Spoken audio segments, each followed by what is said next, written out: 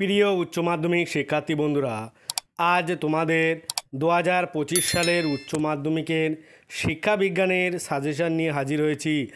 এর আগেও তোমাদের অন্যান্য বিষয়ের সাজেশান দেওয়া আছে।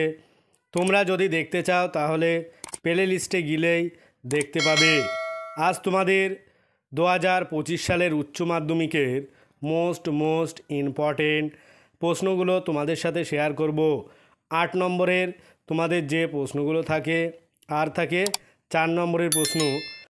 8 নম্বরে লিখতে হবে তোমাদের 4টে 4 8টা 32, আর থাকবে তোমাদের 4 নম্বরের 2টো 4 দিনও 8। এই হচ্ছে গিয়ে 40 নম্বরের বট প্রশ্ন শিক্ষাবিজ্ঞান থেকে থাকবে। আজ এই ভিডিওয় তোমাদের যে প্রশ্নগুলো শেয়ার করব সেগুলো পড়ার সম্ভাবনা প্রবল। 2025 সালে যে শিক্ষাবিজ্ঞানের সাজেশান দিয়েছিলাম ওখানে কিন্তু হুবহু সাজেশান খেটে গিয়েছে। তাই তোমরা ভিডিওটি শেষ পর্যন্ত দেখতে থাকো, তোমরা ইম্পর্টেন্ট প্রশ্নগুলো এখানে পেয়ে যাবে। প্রথমে আসছি গ্রুপ এ। এখানে তোমাদের 8 নম্বরের 4টে থাকবে, তোমাদের লিখতে হবে 2টো। গ্রুপ এর প্রশ্নগুলো তোমাদের সামনে শেয়ার করছি। 1, সাধারণ মানসিক ক্ষমতা কাকে বলে? স্পিয়ারম্যানের দ্বি-উপাদান তত্ত্বটি লেখো। 2, আগ্রহ কাকে বলে? শিক্ষায় আগ্রহের ভূমিকা লেখো। যারা ভিডিওটি আজকে নতুন দেখছো তারা অবশ্যই সাবস্ক্রাইব করো, আর যারা সাবস্ক্রাইব করেছো তাদেরকে অসংখ্য ধন্যবাদ।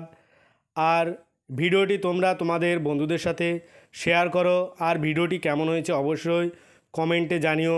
যদি নতুন কোনো ভিডিওর প্রয়োজন হয় তাও কমেন্টে জানাবে। তারপরে আসবো 3, থার্স্টনের বহু-উপাদান তত্ত্ব আলোচনা করো। 4, স্কিনারের সক্রিয় অনুবর্তনের পরীক্ষা উল্লেখ করো। এই প্রশ্নগুলো কিন্তু মোস্ট ইম্পর্টেন্ট। 1 আর 2 কিন্তু ভীষণ ইম্পর্টেন্ট। এখান থেকে আশা করা যায় একটা পাবে, আর 3, 4 থেকে একটা পড়ার সম্ভাবনা প্রবল। 5, পরিণমন কাকে বলে? শিক্ষাক্ষেত্রে পরিণমনের গুরুত্ব লেখো। 6, অন্তর্দৃষ্টিমূলক শিখন বলতে কী বোঝো? অন্তর্দৃষ্টিমূলক শিখনের বৈশিষ্ট্যগুলি চিহ্নিত করো। গ্রুপ এ থেকে তোমাদের এই 6টা প্রশ্ন দিয়েছি। এই 6টা প্রশ্ন করলে আশা করছি আর অন্য কোনো প্রশ্ন করার প্রয়োজন হবে না। আর তোমাদের একটা অঙ্ক থাকে গড়, মিডিয়ান আর মোডের, তোমরা অঙ্কটা প্র্যাকটিস করতে পারো। তারপরে আসবো গ্রুপ বি। এখান থেকেও তোমাদের 4টে প্রশ্ন থাকে, তোমাদের লিখতে হবে 2টো 4 দিনও 8 দিনও 16। 1, মোদালিয়ার কমিশন অনুসারে মাধ্যমিক শিক্ষার লক্ষ্য ও কাঠামো আলোচনা করো। 2, গ্রামীণ বিশ্ববিদ্যালয় স্থাপনে রাধাকৃষ্ণন কমিশনের সুপারিশ আলোচনা করো। এই 1 আর 2 কিন্তু ভীষণ ইম্পর্টেন্ট। তারপরে আসবো 3, টিকা লেখো, অপারেশন ব্ল্যাকবোর্ড ও নবোদয় বিদ্যালয়। এটা তোমরা 100% কমন পাবেই। তারপরে আসবো 4, জাতীয় শিক্ষানীতি 1986 সম্পর্কে আলোচনা করো। তারপরে 5, প্রাক প্রাথমিক ও প্রাথমিক শিক্ষা কী? উদ্দেশ্য, কাঠামো ও পাঠ্যক্রম সম্পর্কিত কোটারি কমিশনের সুপারিশ লেখো। 6, সমসুযোগ কী? শিক্ষায় সমসুযোগের ধারণাটি ব্যাখ্যা করো। এই গ্রুপ বি থেকে তোমাদের 1, 2, 3, 4 এই প্রথম 4টে প্রশ্ন অবশ্যই করো। এখান থেকেই তোমরা 2টো প্রশ্ন পেয়ে যাবে, আর এই 5 আর 6টা একটু দেখে যেও।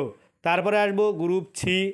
এখান থেকে তোমাদের 4 নম্বরের প্রশ্ন থাকবে, তোমাদের এখান থেকে লিখতে হবে 2টো 4 দিনও 8। 1, সর্বশিক্ষা অভিযানের যে কোনো 4টি মূল উদ্দেশ্য লেখো। 2, অন্ধ শিশুদের শিক্ষা পদ্ধতি আলোচনা করো। তারপরে আসবো 3, একত্রে বসবাসের জন্য শিক্ষার উদ্দেশ্যগুলি পূরণে বিদ্যালয়ের ভূমিকা কী? 4, জ্ঞানার্জনের শিক্ষা এই উদ্দেশ্য পূরণে বিদ্যালয়ের ভূমিকা লেখো। এখান থেকে তোমাদের 1, 2, 3, 4 এই 4টে প্রশ্ন করলেই তোমাদের আশা করছি হয়ে যাবে। এখান থেকে তোমরা 2টো কমন পেয়ে যাবে। তাছাড়াও তোমরা 5 আর 6টা অবশ্যই একটু দেখে যেও।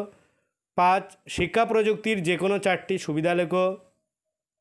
6, ব্রেল পদ্ধতির উপর সংক্ষিপ্ত টিকা লেখো। এই ব্রেল পদ্ধতিটা কিন্তু ভীষণ ইম্পর্টেন্ট। তারপরে আসবো 7, আমাদের রাজ্যে সর্বশিক্ষা অভিযানে সমস্যাগুলি উল্লেখ করো। 8, কম্পিউটার কি শিক্ষকের বিকল্প হতে পারে? এই দুটো সঙ্গে একটু দেখে যেও। এগুলোই তোমাদের আজকের এই সাজেশনে থাকছে। এগুলো করলে আশা করছে তোমরা 100% তোমাদের যে বড় প্রশ্নগুলো থাকে ওখান থেকে তোমরা কমন পেয়ে যাবে, আর অন্য কোনো প্রশ্ন করার প্রয়োজন হবে না। আজ ভিডিওটি এই পর্যন্ত। পরের ভিডিও পেতে চ্যানেলটি অবশ্যই সাবস্ক্রাইব করো আর পাশে থাকা বেল আইকনটি ক্লিক করো। সকলেই ভালো থাকো, সুস্থ থাকো। ভিডিওটা শেষ পর্যন্ত দেখার জন্য সবাইকে অনেক অনেক অভিনন্দন।